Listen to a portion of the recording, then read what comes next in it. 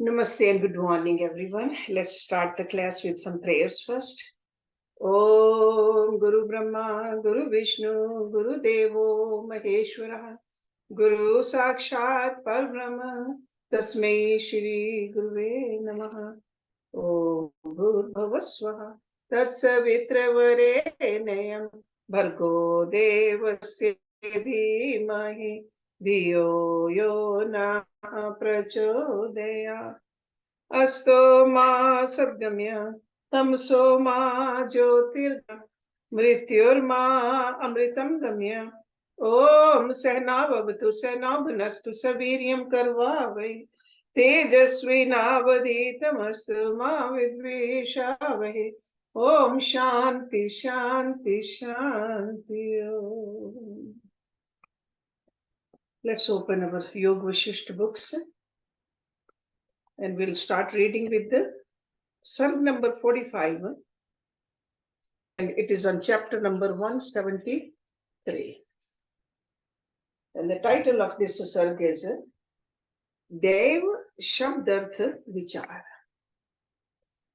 वशिष्ठ जी बोले, हे राम जी, चित्त परमाणु में जो एक निमेष होता है उसके लाखवें भाग में विश्वों के अनेक कल्प फुरते हैं और उन सृष्टियों में जो परमाणु है उनमें सृष्टियां फुरती हैं।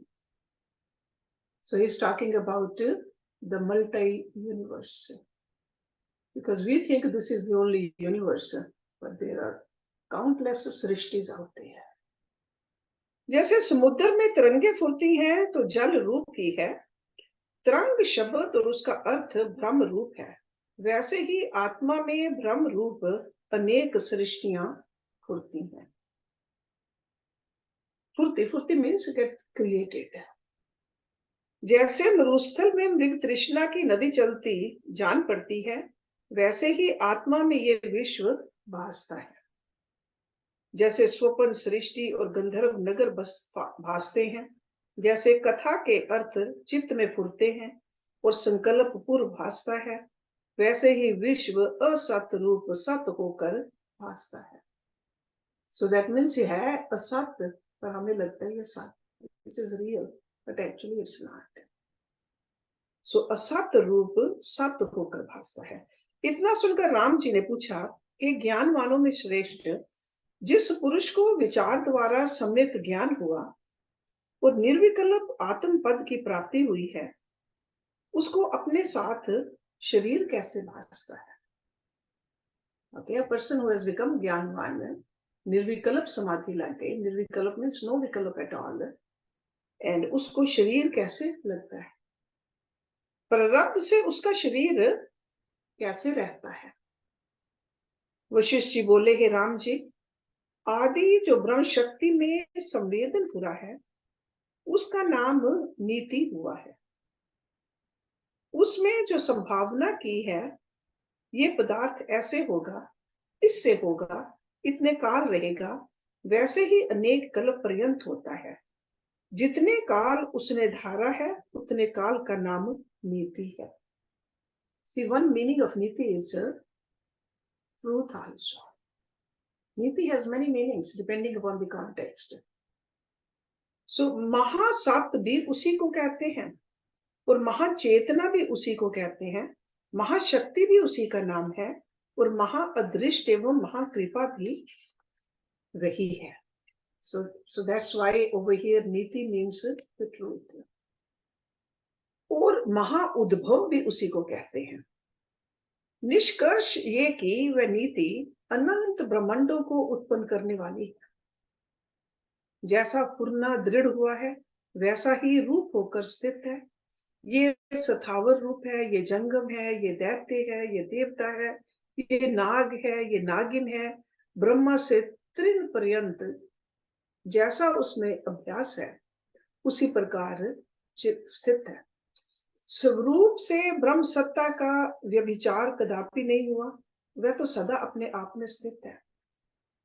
जो ज्ञानवान पुरुष है उसको सब ब्रह्म स्वरूप भासता है और जो अज्ञानी है उसको संसार और नीति भी भिन्न भासते हैं।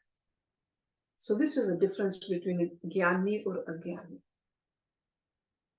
ज्ञानवान को सब अचल ब्रह्म सत्ता ही भासती है और अज्ञानियों को चलन रूप संसार भासता है।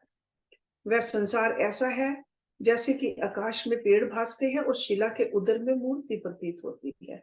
जो ज्ञानवान है उनको सृष्टि और निमित्त सब ज्ञान रूप ही भासते हैं।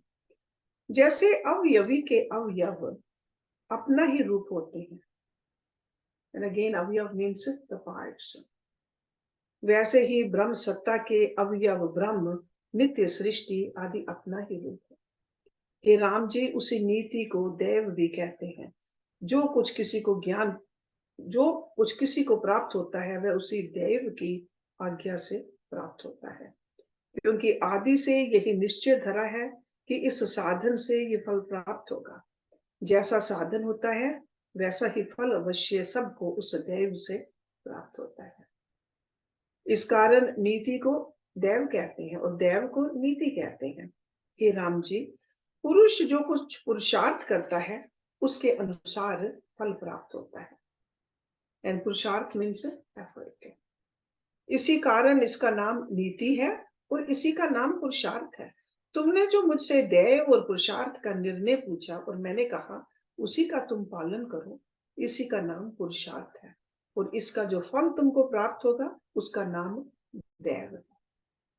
हे राम जी, जो पुरुष ऐसा देव परायण हुआ है कि मुझको जो कुछ देव भोजन कराएगा वही करूंगा और मौनधारी होकर अक्रिय हो बैठे, उसको जो आय प्राप्त हो वह भी नीति है। और जो पुरुष भोगों के निमित्त पुरुषार्थ करता है वह भोगों को भोग कर मोक्ष पाने तक अनेक शरीरों को धारेगा, ये भी नीति है।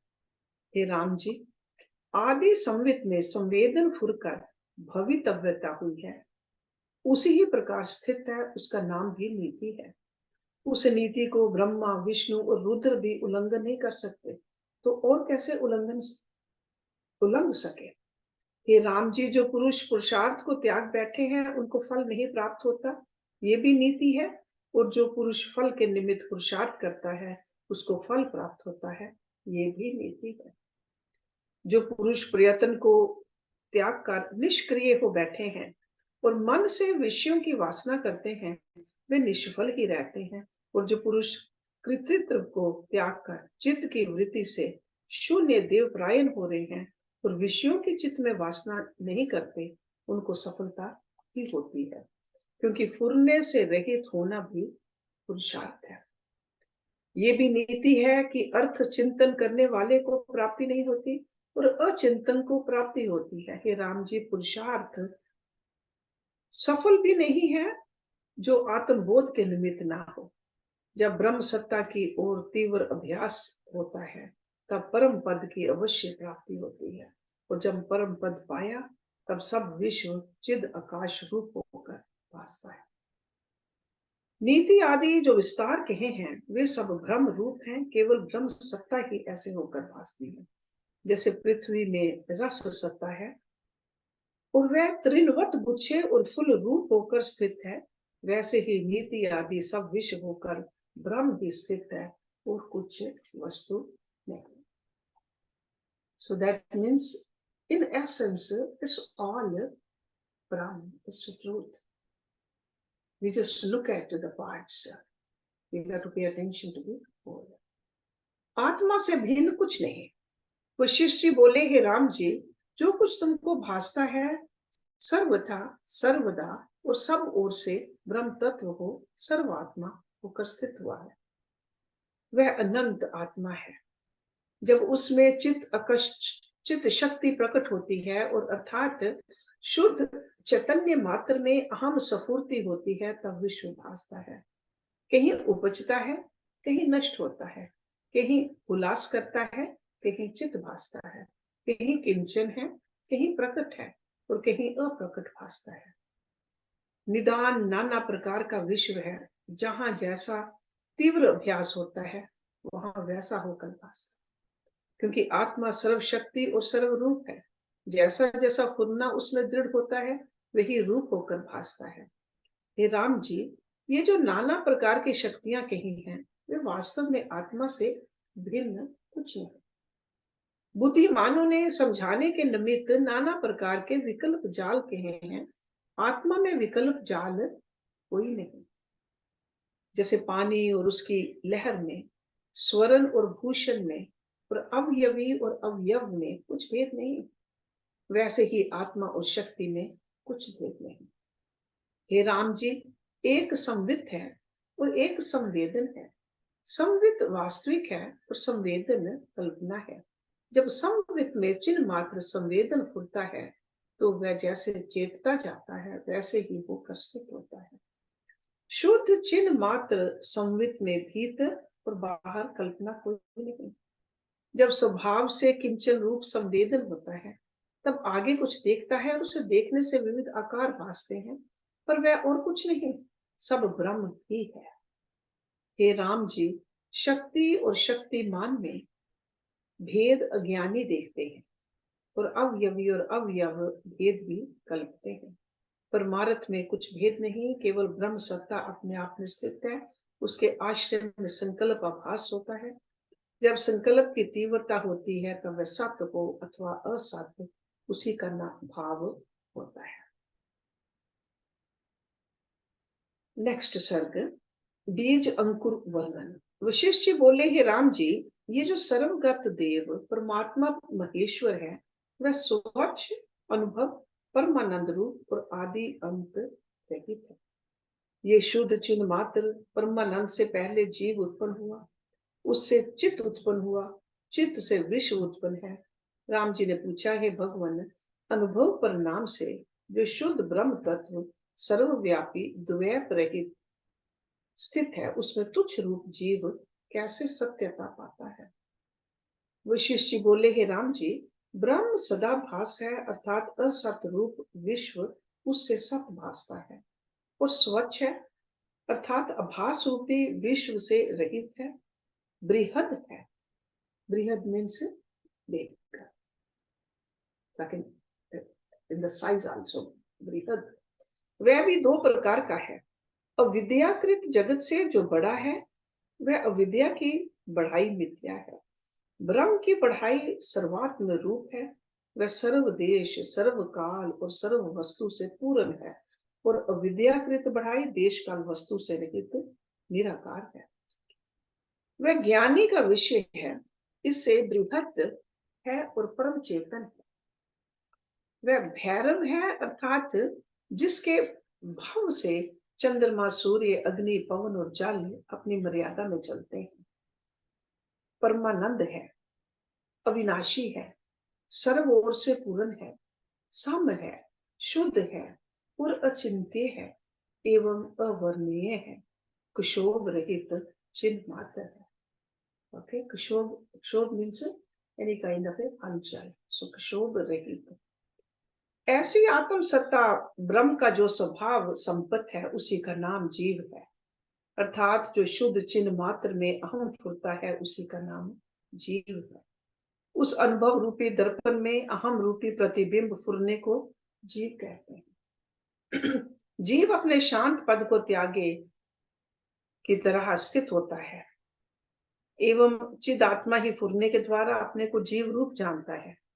जैसे सागर द्रवता से उर्मी रूप होता है, पर सागर और उर्मी में कुछ भेद नहीं, उर्मी मीन्स अवेव, वैसे ही ब्रह्म ही जीव रूप है। जैसे वायु और स्पंदन और हिम और शीतलता में कुछ भेद नहीं, वैसे ही ब्रह्म और जीव में कुछ भेद नहीं। हे राम जी, चित्त रूपी आत्म तत्व को ही अपने स्वभाव वश माया करके संवेदन सहित जीव रूप कहते हैं, जो आगे फुरने के बड़े विस्तार धारण करता है। जैसे ईंधन से अग्नि के बहुत से अणु होते हैं और बड़े प्रकाश को प्राप्त होता है, वैसे ही जीव फुरने से विश्व रूप को प्राप्त होता है। जैसे आकाश में नीलिमा भासती है पर वह कुछ भिन्न नहीं है, वैसे ही अहम भाव से ब्रह्म में जीव रूप भासता है और अहंकृत को अंगीकृत करके कल्पित रूप की भांति स्थित होता है। जैसे घन की शून्यता से आकाश में नीलिमा भासती है, वैसे ही स्वरूप के प्रमाद से देश काल और वस्तु के परिच्छेद से ही अहंकार रूपी जीव भासते हैं, पर वास्तव में चिद आकाश ही चिद आकाश में स्थित है। जैसे समीर से सागर तरंग रूप होता है, वैसे ही संवेदन फूरने से आत्म सत्ता जीव रूप होती है। जीव के चैत्य उन्मुक्त के कारण इतनी संज्ञाएं हैं। चित्त, जीव, मन, बुद्धि, अहंकार, माया, प्रकृति सहित ये सब उसके नाम हैं। उस जीव ने संकल्प से पंचभूत तन मात्रा को चेता, तो उस पंच तन मात्रा के आकार से अनुरूप होकर स्थित हुआ। उससे अनुत्पन्न की उत्पन्न की तरह स्थित हुए और भासने लगे। फिर उसी चित्त संवेदन ने अनु अंगीकृत करके सृष्टि को रचा, और जैसे बीज से सत अंकुर वृक्ष होता है, वैसे ही संवेदन ने विस्तार पाया। पहले वे एक अंड रूपी होकर स्थित हुआ, फिर उसने अंड को फोड़ा। जैसे गंधर्व नगर और स्वप्न सृष्टि भासती है, वैसे ही सृष्टि उसमें भासने लगी। फिर उसमें भिन्न भिन्न देह और भिन्न भिन्न नाम कल्पित हुए। जैसे बालक मृतिका की सेना कल्पित करता है और उनका भिन्न भिन्न नाम रखता है, वैसे ही स्थावर जंगम आदि नाम की कल्पना पृथ्वी, जल, अग्नि, वायु और आकाश, इन पांचों भूतों की सृष्टि संकल्प से उत्पन्न है। हे राम जी, आदि ब्रह्म से जो जीव हुआ है, उसका नाम ब्रह्मा है। वह ब्रह्मा आत्मा में आत्म रूप होकर स्थित है और उससे क्रम करके विश्व हुआ है। जैसे वह चेतता है, वैसे ही होकर स्थित होता है। जैसे सागर में द्रवता से लहरें होती हैं, वैसे ही ब्रह्म में चित्त स्वभाव से जीव होता है। वह जीव जब प्रमाद से अनात्म भाव को धारण करता है, तब कर्मों से बंधन में पड़ता है। जैसे जल जब दृढ़ जड़ता को प्राप्त होता है, तब हिम रूप होकर पत्थर के समान हो जाता है।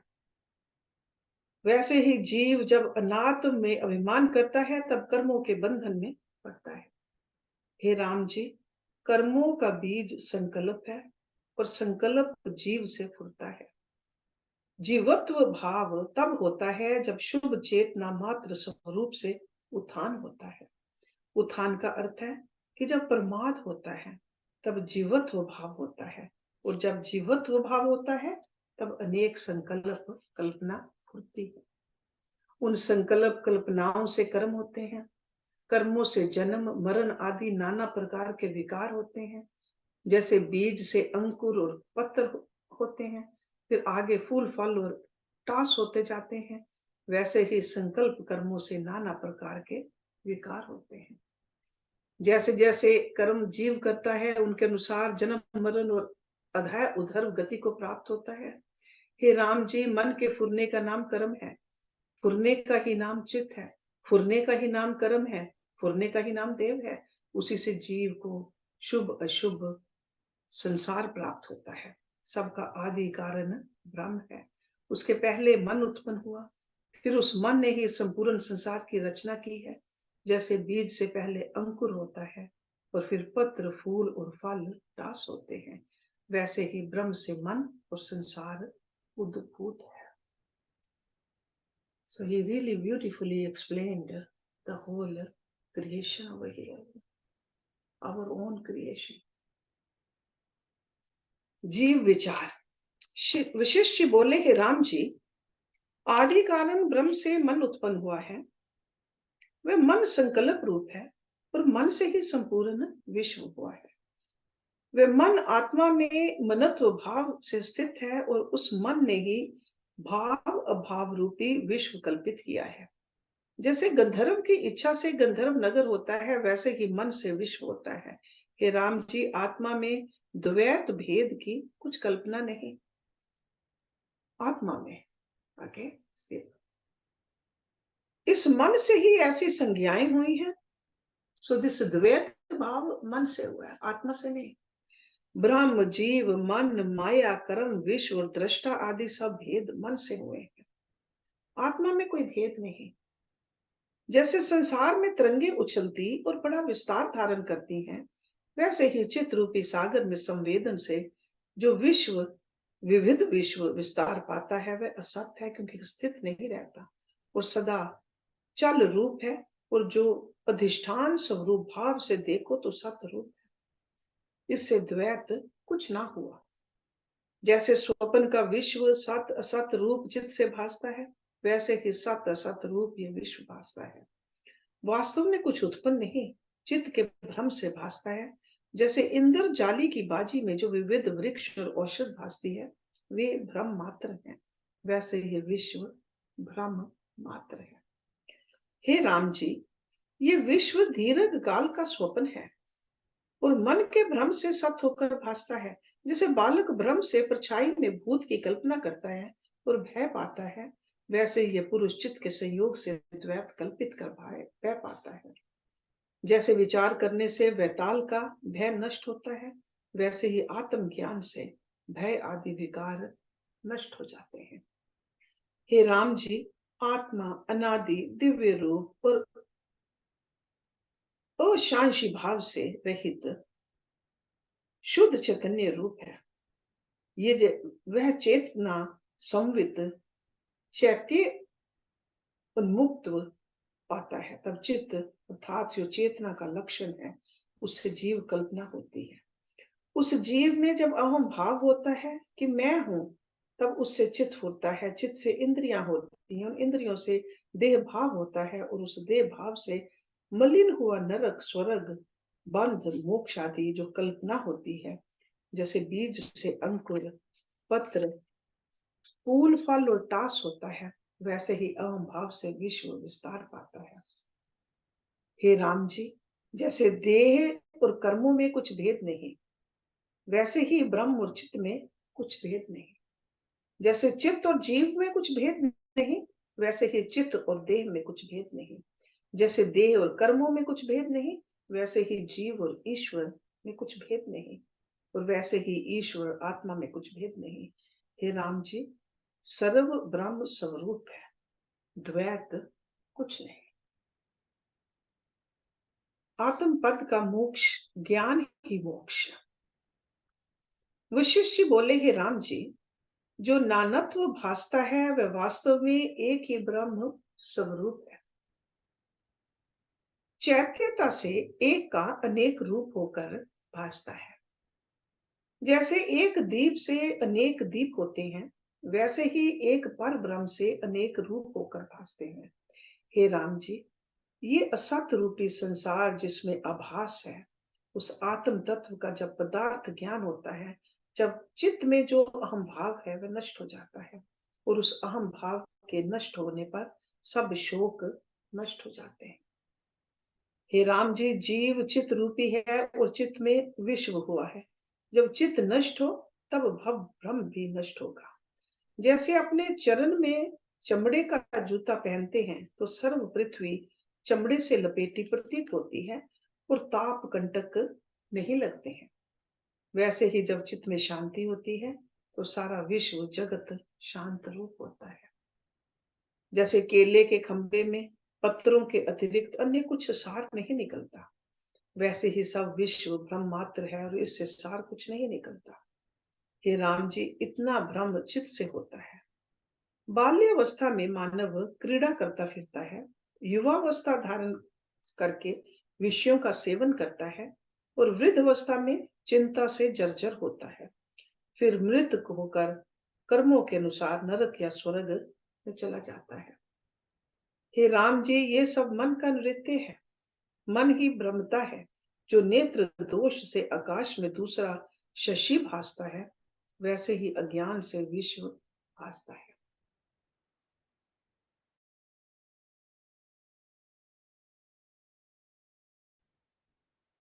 जैसे मद्यपान करके वृक्ष भ्रम वश भासते हैं, वैसे ही जैसे बालक लीला करके भ्रम से विश्व को चक्र की तरह भ्रमता देखता है, वैसे ही चित्त के भ्रम से जीव विश्व भ्रम में देखता है।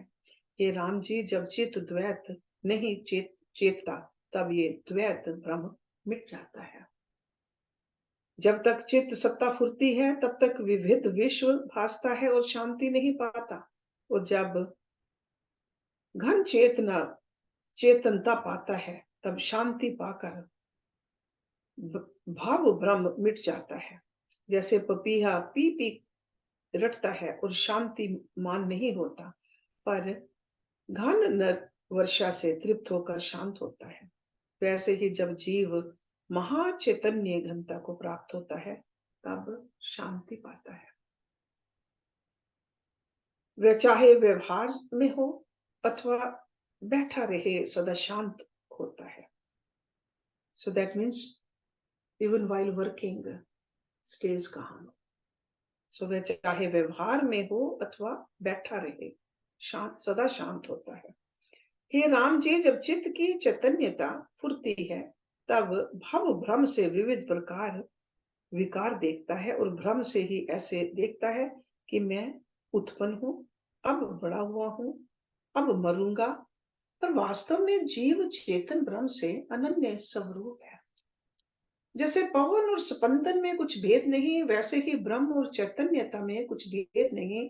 जैसे पवन सदा रहता है, पर जब स्पंदन रूप होता है तब स्पर्श चलता है, वैसे ही चैतन्यता मिटती नहीं। ब्रह्म की चेतना हो तब भाव ब्रह्म मिट जाता है और केवल ब्रह्म सत्ता ही भासती है। जैसे रस्सी के अज्ञान से सर्प भ्रम होता है और रस्सी की यथार्थ जानने से सर्प ब्रह्म मिट जाता है, तो रस्सी ही भासती है, वैसे ही ब्रह्म के अज्ञान से भाव ब्रह्म भासता है। और जब चित्त से दृढ़ चैत्यता भासती है तब ब्रह्म पदार्थ का ज्ञान होता है और तभी भाव ब्रह्म भी मिट जाता है, केवल ब्रह्म सत्ता ही भासती है। हे राम जी, दृश्य रूप में व्याधि लगी है और उसका नाश करता संवित मात्र है। जब जब तक चित्त बहिर्मुख होकर दृश्य को चेतता है तब तक शांत नहीं होता, और जब सर्व वासना को त्याग कर अपने स्वभाव में स्थित अंतर्मुख होगा तभी मुक्ति रूप शांत होगा, इसमें कुछ संशय नहीं। So we want shanti, but if we keep on looking outside, we will not get shanti. Shanti is only inside us, in our atma. जैसे रस्सी दूर से देखने से सांप भासती है, वो जब निकट आकर देखें तब सर्व ब्रह्म जाता रहता है, रस्सी ही भासती है, वैसे ही आत्मा का निवृत्त रूप संसार है। जब बहिर्मुख होकर देखता है तब संसार ही भासता है, जब अंतर्मुख होकर देखता है तब भव भव ब्रह्म मिटकर आत्मा ही भासती है। Okay, so that's why that we sing also in the bhajans कि भगवान हमें अंतर्मुखी बनाओ, अंतर्मुखी। हे राम जी, जिसमें अभिलाषा हो उसको त्याग दे, ऐसे निश्चय से मुक्ति प्राप्त होती है। त्याग का यत्न कुछ नहीं। Okay, see, it's a pretty deep statement। त्याग का यत्न कुछ नहीं, सिर्फ पाने के लिए यत्न करना पड़ता है, त्यागने के लिए कोई यत्न नहीं। महात्मा पुरुष प्राणों को तृण की भांति त्याग देते हैं और बड़े दुख को सह लेते हैं। तुमको अभिलाषा त्यागने में क्या कठिनाई है? हे राम जी, आत्मा के आगे अभिलाषा ही आवरण है। आवरण मीन्स झिल्ली, पर्दा। अभिलाषा के होते आत्मा नहीं भासती है, जैसे बादलों के आवरण से भानु नहीं भासता, और जब बादलों का आवरण नष्ट हो जाता है तब सूर्य भासता है, वैसे ही अभिलाषा के निवृत्त होने पर आत्मा भासती है।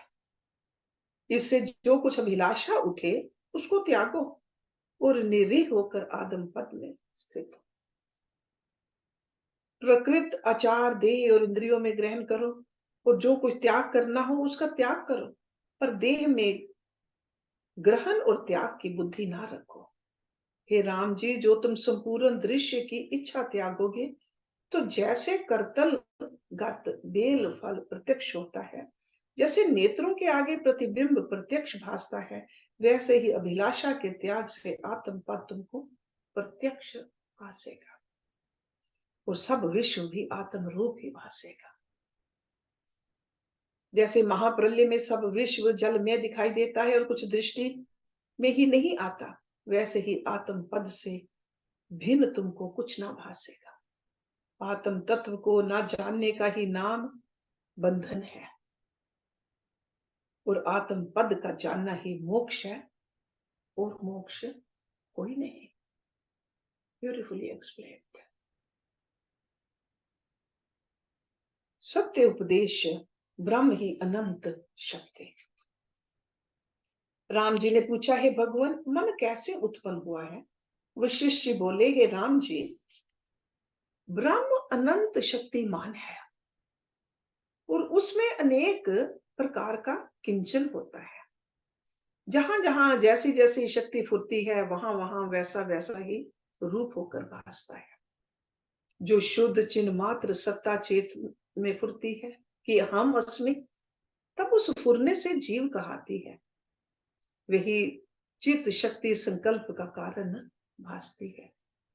जब वह दृश्य की ओर फुरती है, तब विश्व दृश्य होकर भासता है और नाना प्रकार के कार्य कारण होकर भासते हैं।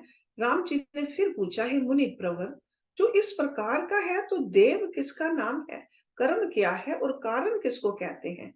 वशिष्ठ जी बोले, हे राम जी, फुरना न फुरना दोनों चिन्ह मात्र सत्ता के स्वभाव है। जैसे फुरना ना फुरना दोनों वायु के स्वभाव है, किंतु जब फुरता है तब आकाश में स्पर्श होकर भासता है, जब चलने से रहित होता है तब शांत हो जाता है। वैसे ही शुद्ध चिन्ह मात्र में जब चैत्यता का लक्षण अहम अस्मि, मैं हूं, होता है, तब उसका नाम स्पंदन बुद्धीश्वर कहते हैं। उससे विश्व दृश्य रूप होकर भासता है। उस विश्व दृश्य से रहित होने को निस्पंदन कहते हैं। चित्त के फुरने से विश्व विविध होकर भासता है और चित्त के ना फुरने पर जगत भ्रम मिट जाता है और नित्य शांत ब्रह्म पद की प्राप्ति होती है।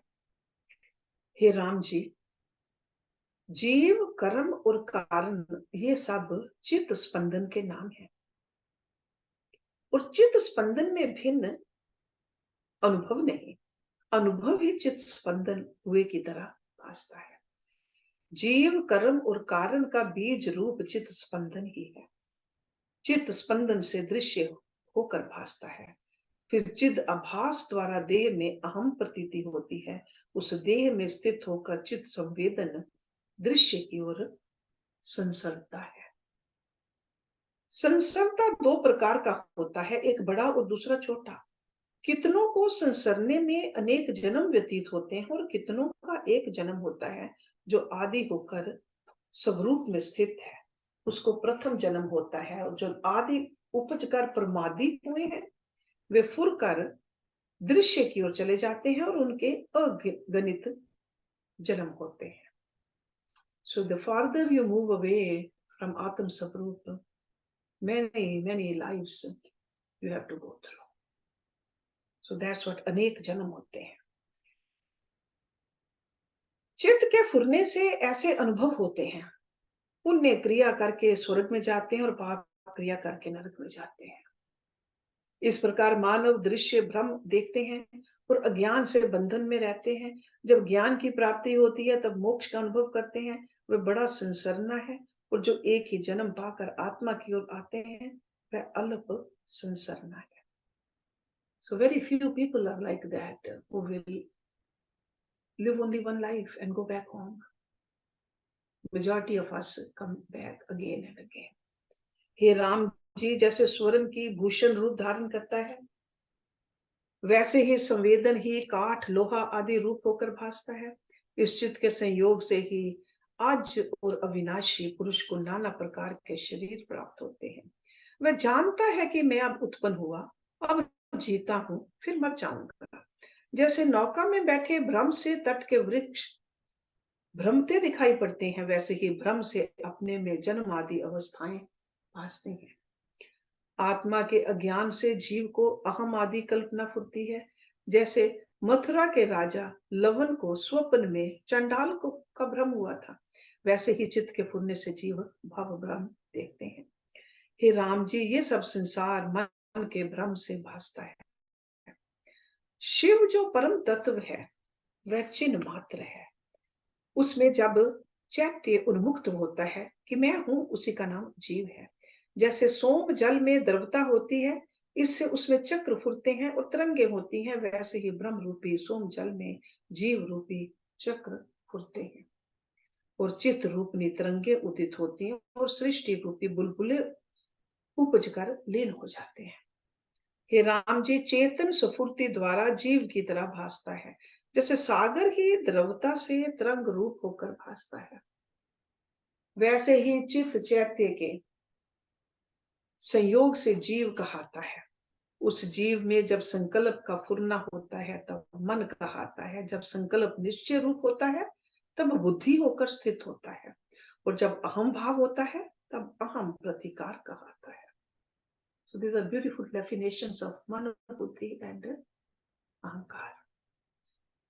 उस अहम भाव को पाकर तन मात्रा की कल्पना होती है और पृथ्वी जल अग्नि वायु और आकाश ये सूक्ष्म भूत होते हैं, उनके बाद विश्व होता है। हे राम जी, असत रूपी चित्त के संसरने से ही जगत रूप हो भासता है। जैसे नेत्र दूषण से आकाश में मुक्त माला, भ्रम मात्र गंधर्व नगर और स्वप्न भ्रम से स्वप्न जगत भासते हैं, वैसे ही चित्त के संसरने से भव भ्रम भासता है।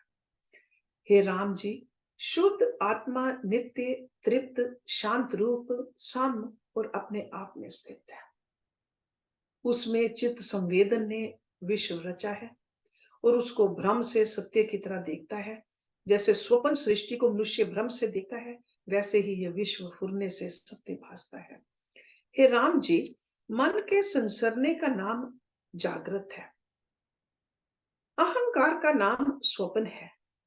चित्त जो सजातीय रूप चेतने वाला है, उसका नाम सुषुप्ति है और चिन्ह मात्र का नाम तुरीय पद है।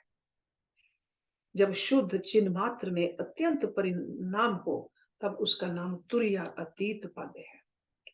उसमें स्थित हुआ फिर शोकवान कदापि नहीं होता। उसी ब्रह्म सत्ता से सब उदित होते हैं और उसी में सब लीन होते हैं, और वास्तव में ना कोई उपजा है और ना कोई लीन होता है। चित्त के फुरने से ही सब ब्रह्म भासता है। जैसे नेत्र दोष से आकाश में मुक्त मालाएं भासती हैं, वैसे ही चित्त के फुरने से यह विश्व भासता है। हे राम जी, जैसे वृक्ष के बढ़ने को आकाश स्थान देता है कि जितनी बीज की सत्ता हो उतना ही आकाश में बढ़ता जाए, वैसे ही सबको आत्मा स्थान देती है। अकर्ता रूप भी संवेदन से भासता है। हे राम जी, जैसे निर्मल किया हुआ लोहा दर्पण की तरह प्रतिबिंब ग्रहण करता है, वैसे ही आत्मा में संवेदन से विश्व का प्रतिबिंब होता है, पर वास्तव में विश्व भी कुछ दूसरी वस्तु नहीं है। जैसे एक ही बीज पत्र फूल फल और टास होकर भासता है, वैसे ही आत्मा संवेदन से नाना रूप होकर भासती है। जैसे पत्र और पुष्प वृक्ष से भिन्न नहीं होते, वैसे ही अबोध रूप विश्व भी बोध रूप आत्मा से भिन्न नहीं। जो ज्ञानवान है उसको अखंड सत्ता ही भासती है। जैसे सागर ही तरंग और बुलबुले होकर बीज ही पत्र फूल फल और टास होकर भासते हैं, वैसे ही अज्ञानी को भिन्न भिन्न नाम रूप सत्ता भासती है। मूर्ख जो देखता है तो नाम रूप सत्य मानता है, ज्ञानवान देखकर एक रूप ही जानता है। ज्ञानवान को एक ही ब्रह्म सत्ता अनंत भासती है और भव भ्रम उनको कोई नहीं होता। इतना सुनकर राम जी ने कहा, बड़ा आश्चर्य है कि असत्य रूपी विश्व सत्य होकर बड़े विस्तार से स्पष्ट भासता है। ये विश्व भ्रम का आभास है। अनेक तन मात्राएं उसके जल और बूंदों की भांति हैं और अविद्या से फुरती हैं, ऐसा भी मैंने सुना है। हे मुनीश्वर, ये सुफुर्ती बहिर्मुख कैसे होती है और अंतर्मुख कैसे होती है? वशिष्ठ ने कहा, हे राम जी, इस प्रकार के दृश्य का सर्वथा अभाव है। अन्न होते दृश्य के फुरने से अनुभव होता है। शुद्ध चिन्ह मात्र ब्रह्म सत्ता में फुरने से जो जीवत्व हुआ है, वह असत्य है और सत्य की भांति होता है। जीव ब्रह्म से अभिन्न है पर फुरने से मित्र की भांति स्थित होता है। उस जीव में जब संकल्प कलना होती है, तब मन रूप होकर स्थित होता है। स्मरण करके चित होता है, निश्चय करके बुद्धि होती है, अहम भाव करके अहंकार होता है, फिर काक ताला की तरह चिद अनु में तन मात्राएं फुर आती हैं। जब शब्द सुनने की इच्छा हुई तब श्रवण इंद्रिय प्रकट हुई, जब देखने की इच्छा हुई तब नेत्र इंद्रिय प्रकट हुई, गंध लेने की इच्छा से नासिका इंद्रिय प्रकट हुई, स्पर्श की इच्छा से त्वचा इंद्रिय प्रकट हुई, रस लेने की इच्छा से रसना इंद्रिय प्रकट हुई।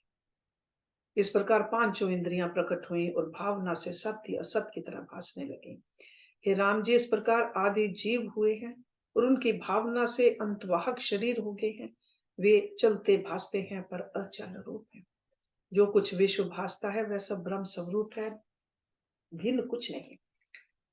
परमाता प्रमाण और प्रमेय ब्रह्म है और संवेदन ब्रह्म से ही अनेक रूप नाना प्रकार के भासते हैं। जैसा जैसा संवेदन फुरता है वैसा वैसा रूप होकर भासता है। जब दृश्य को चेतता है तब नाना प्रकार का दृश्य भासता है, और जब अंतर्मुख ब्रह्म चेतता है तब ब्रह्म रूप होकर भासता है। हे राम जी, दृश्य कुछ उद्भूत नहीं, आत्मा सदा अपने आप में स्थित है। जब दृश्य असंभव हुआ तब बंधन और मोक्ष किसको कहा जाए और विचार किसका किया जाए। सर्व कल्पना का अभाव है। ये जो तुम्हारा प्रश्न है उसका उत्तर सिद्धांत काल में होगा, यहाँ ना बनेगा। जैसे कमल के फूलों की माला अपने काल में बनती है और बिना समय शोभा नहीं देती, वैसे ही तुम्हारा प्रश्न सिद्धांत काल में शोभा पाएगा। समय बिना सार्थक शब्द भी निरर्थक होता है। हे राम जी, जो कुछ पदार्थ है उनका फल भी समय पाकर होता है, समय बिना नहीं होता। इससे अपूर्व प्रसंग सुनो। हे राम जी, ब्रह्म में चैत्य उन्मुक्त से आदि जीव ने अपने को पिता माता जाना। जैसे स्वप्न में अपने आप को कोई देखे, वैसे ही ब्रह्मा जी ने अपने को जाना। उन ब्रह्मा ने पहले ओम शब्द का उच्चारण किया, उस शब्द तन मात्रा से चारों वेद देखे और उसके अनंत मनोराज से सृष्टि रची। तब असत रूप सृष्टि भावना से सत्य होकर भासने लगे।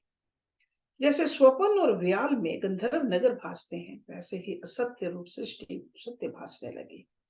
हे राम जी, ब्रह्म सत्ता में जैसे ब्रह्मा आदि उत्पन्न हुए हैं, वैसे ही और जीव कीट आदि भी उत्पन्न हुए हैं।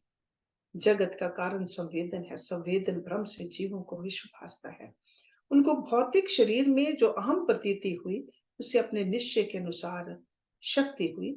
ब्रह्मा में ब्रह्मा की शक्ति का निश्चय हुआ और चींटी में चींटी की शक्ति का निश्चय हुआ। हे राम जी, जैसी जैसी वासना संवित में होती है उसके अनुसार ही अनुभव होता है। शुद्ध चिन्ह मात्र में जो चैत्य उन्मुक्त हुआ उसी का नाम जीव हुआ। उसमें जो ज्ञान रूप सत्ता है वही पुरुष है, और जो फुरना है वही कर्म है। जैसे जैसे फुरता है वैसे ही वैसे भासता है। हे राम जी, आत्म सत्ता में जो अहम हुआ है उसी का नाम चित्त है। उससे जो विश्व रचित है वह भी अविचार सिद्ध है, विचार करने से नष्ट हो जाता है। जैसे अविचार से अपने परछाई में भूत पिशाच की कल्पना होती है और उससे भय उत्पन्न होता है, पर विचार करने से पिशाच और भय दोनों नष्ट हो जाते हैं। वैसे ही हे राम जी, आत्म विचार से चित्त और विश्व दोनों नष्ट हो जाते हैं। हे राम जी, ब्रह्म सत्ता सदा अपने आप में स्थित है, उसमें चित्त कल्पना कोई नहीं, और परमात्मा प्रमाण प्रमेय भी ब्रह्म से भिन्न नहीं, तो द्वैत की कल्पना कैसे हो। जैसे शश की सींगे असत है, वैसे ही आत्मा में द्वैत कल्पना असत है। हे राम जी, ये ब्रह्मांड भावना मात्र है, जिसको सत्य भासता है उसको बंधन का कारण है। जैसे कुशवारी कीट अपना गृह अपने बंधन का कारण बनाता है और उसमें फंस भरता है, वैसे जो विश्व को सत्य मानते हैं उनको अपना मानना ही बंधन करता है और उससे जन्म मरण देखते हैं। जिसको विश्व की असत्यता का निश्चय हुआ उसको बंधन नहीं होता, उसको उल्लास है। हे राम जी, अनुभव सत्ता सबकी अपनी है, उसमें जिसने जैसा निश्चय किया उसका अपने अनुभव के अनुसार पदार्थ भासते हैं।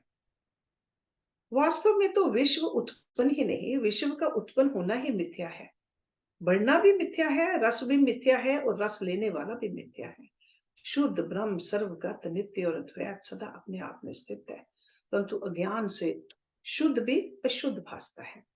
अखिल विश्व भी परिच्छिन्न भासता है, ब्रह्म भी अब्रह्म भासता है, नित्य भी अनित्य भासता है और अद्वैत भी द्वैत सहित भासता है। हे राम जी, अज्ञान से ऐसा भासता है जैसे पानी और लहर में मूर्ख भेद मानते हैं, परंतु भेद नहीं। वैसे ही ब्रह्म और विश्व में भेद अज्ञानी देखते हैं, जैसे स्वर्ण में भूषण और रस्सी में सांप मूर्ख देखते हैं। वैसे ही ब्रह्म में नानत्व मूर्ख देखते हैं, ज्ञानी को सब चिद आकाश है। हे राम जी, जब आत्म सत्ता में अनात्म रूप दृश्य की चैतन्यता होती है, तब कल्पना उत्पन्न होती है और मन रूप होकर स्थित होती है। तत्पश्चात अहम भाव होता है और फिर तन मात्रा की कल्पना होकर शब्द अर्थ की कल्पना होती है।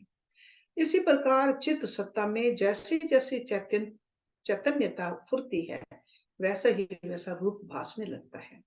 सत असत पदार्थ वासना के वश फुर आते हैं। जो स्वप्न सृष्टि फुर आती है वह अनुभव रूप ही होती है, वैसे ही यह विश्व फुर आता है और अनुभव स्वरूप है। इससे सृष्टि में भी चिन्ह मात्र है और चिन्ह मात्र में ही सृष्टि है। सबको सत्ता रूपी भीतर बाहर उधर अधर चिन्ह मात्र ही है। परमाता परमान और परमेय सब पद चिन्ह मात्र में ही धारे हैं। नित्य उपशांत रूप है, समस्त जगत की सत्ता उसी से होती है, इसलिए एक ही सम है और तुरिया अतीत पद नित्य ही सत्य है। So let's stop it here. Next week we will start with the Sarvanam number 51.